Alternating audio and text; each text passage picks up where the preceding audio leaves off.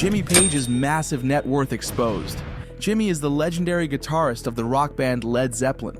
This is a look at the life of not only a rock icon, but a man with an extraordinary lifestyle. This will be an exposé.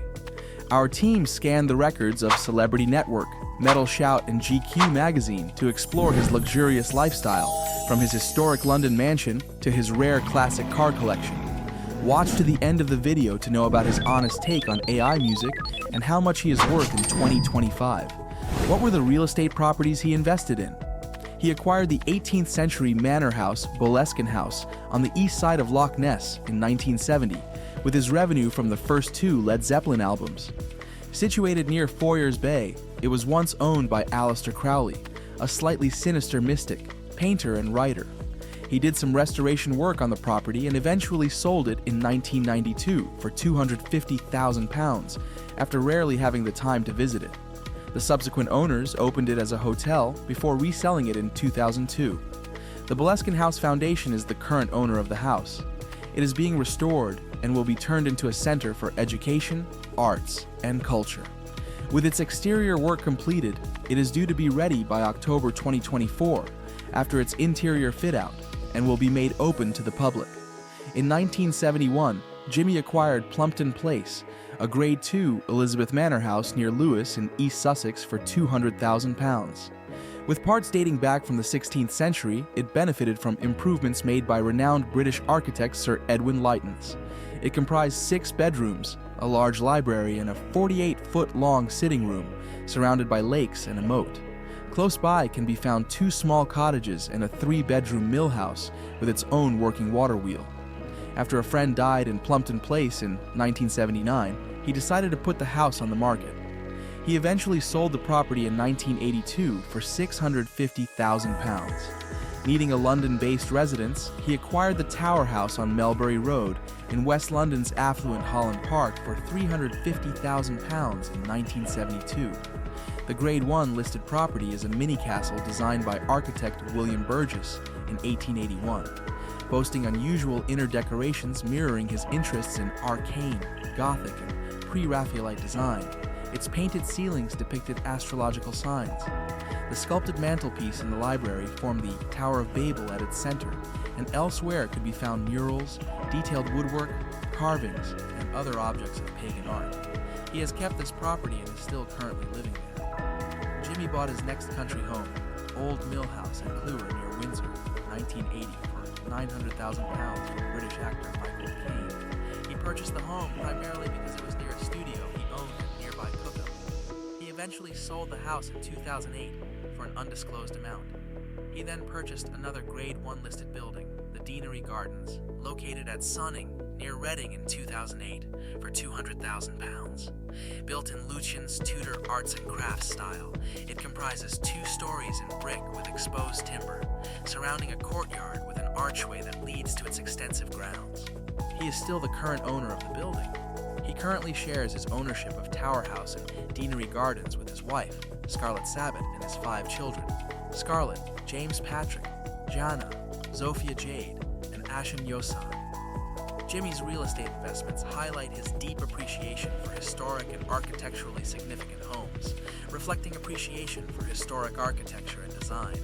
He could not have bought these classic properties if he did not have a massive net worth. How massive could it be? Keep watching to find out. How could he afford to buy such luxurious homes and properties? He amassed enormous wealth through record sales, royalties, and concert tours as a founding member of Led Zeppelin. Every single one of their albums reached the top 10 on the US Billboard charts, with more than 111 million units sold. Led Zeppelin IV was one of the best-selling albums in the history of the music industry. While the band broke up in 1980, they would later reunite on several occasions, such as the 1985 Live Aid concert and a charity concert of the band at the O2 Arena in London in 2007.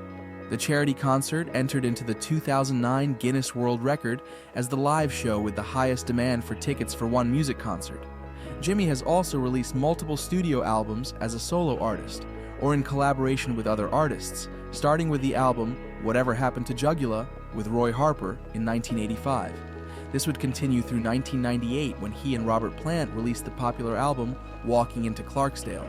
Thanks to streaming revenues, licensing deals, and his real estate investments, his financial success continues on to this day. Each year, the music of Led Zeppelin continues to generate millions of dollars in streaming and record sales. Because Led Zeppelin albums continue to sell, Jimmy earns consistent revenue from music royalties. Their iconic songs like Stairway to Heaven still generate huge licensing fees. Other than in real estate, he also has investments in music production and collaborations. He also entered in endorsement deals from time to time. And because he has maintained music publishing rights to Led Zeppelin's timeless catalog, he earns a steady cash release, ensuring him long-term financial security. His collection of rare guitars and memorabilia serves only as an addition to the valuable assets in his arsenal. Two of the most iconic guitars in his collection are his Gibson Les Paul No. 1, considered to be one of the most famous Gibsons ever made, and the Gibson EDS 1275 Double Neck, a guitar with 12 strings on top and 6 on the bottom that made Stairway to Heaven an epic. Jimmy earned millions from album sales and sold concerts during the peak years of Led Zeppelin. While his income slowed down after the band's breakup in 1980, it remained strong through royalties and licensing. A boost to his earnings came with the rise of digital streaming and re-releases in the 2000s. Just a few more minutes, we will reveal how massive his net worth has become given these factors. Keep glued to the screen to find out. What cars does he have stashed in his garage?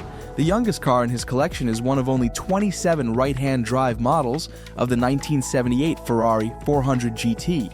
It was the first Ferrari to have an automatic transmission and was Italy's attempt to compete with the luxurious Bentley and Mercedes machines.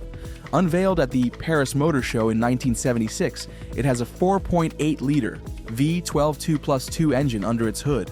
In the middle is his 1966 Ferrari GTB 275, once described as the most satisfying sports car in the world. This front-engined V12 Grand Tourer was designed by Pininfarina. Jimmy was not the only celebrity to fall for this sports car. The list included Steve McQueen, Sophia Loren, Miles Davis, and Roman Polanski. The oldest in his collection is the 1936 Cord 810 Phaeton, the first American front-wheel drive car with independent suspension, classically designed by Gordon Buehrig. Concealed were its door hinges, headlamps, and petrol filler cap, while absent were the ubiquitous running boards. Ahead of its time was its interior, featuring fingertip levers, easy-to-read dials, and pistol grip handbrake. The ultimate power chord, it was exhibited in New York's Museum of Modern Art years later. His passion for vintage and luxury cars is only matched by his net worth of $180 million. As for his growing concern about the use of artificial intelligence in music, he believes that AI-generated art and music, synthesized from existing human works, lack the visceral essence that comes from lived experience. They are hollow echoes, which are devoid of the struggles, triumphs, and soul that is the very definition of true artistry. Jimmy's net worth highlights Led Zeppelin's commercial success and lasting impact on the music industry. For a look at the lifestyle of another rich and famous celebrity, simply proceed to the next video on cue.